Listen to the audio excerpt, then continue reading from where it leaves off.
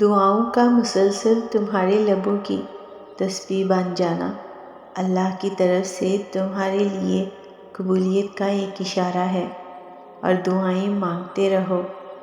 اسے اپنے بندے کے اٹھے ہوئے ہاتھوں کی لاج رکھنا خوب آتا ہے۔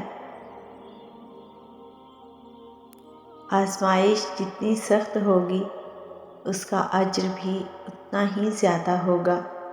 اللہ تعالیٰ قرآن پاک میں فرماتا ہے، اِنَّ مَعَ الْعُسْرِ یُسْرًا، اور بے شک مشکل کے ساتھ آسانی ہے۔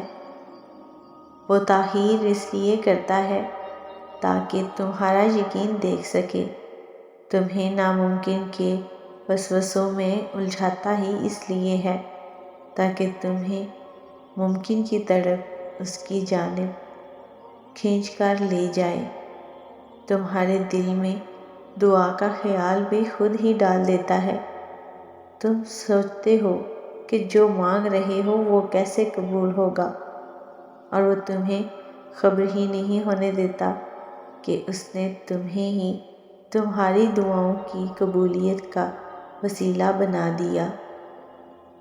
قبولیت دعا میں تاخیر کا یہ مطلب نہیں کہ ہمارے کسی گناہ کی سزا مل رہی ہے، بلکہ دراصل اللہ ہمیں آزماتا ہے کہ میرا یہ بندہ مجھ پہ کتنا بھروسہ کرتا ہے، تو بس اپنا دل اس رب کی طرف متوجہ رکھیں اور منتظر رہیں اس کی رحمتوں کے ہاں دیر ہے، اندھیر نہیں۔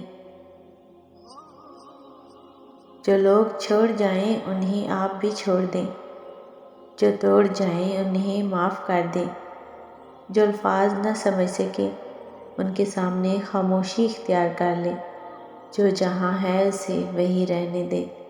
بس یہ یاد رکھیں کہ ہر کسی کو راضی کرنا آپ کے بس میں نہیں ہے اور نہ ہی ضروری ہے، بس اللہ پاک راضی رہے یہی کافی ہے۔ اللہ دیکھ رہا ہے کہ آپ کتنی اذیت میں ہیں اور کتنی مشکل سے صبر کو قائم رکھا ہوا ہے۔ دیکھنا بہت جلد وہ آپ کو سکون سے نوازے گا اور آپ کے صبر کا پھل ضرور عطا کرے گا۔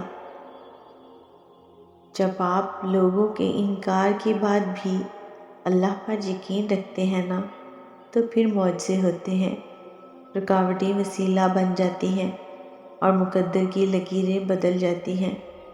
لوگوں کی ان باتوں پر دھیان نہ دیں جو آپ کو نا امید کرتی ہیں، بلکہ اپنے رب پر بھروسہ رکھیں جو ہر چیز کو ممکن کرنے پہ قادر ہے۔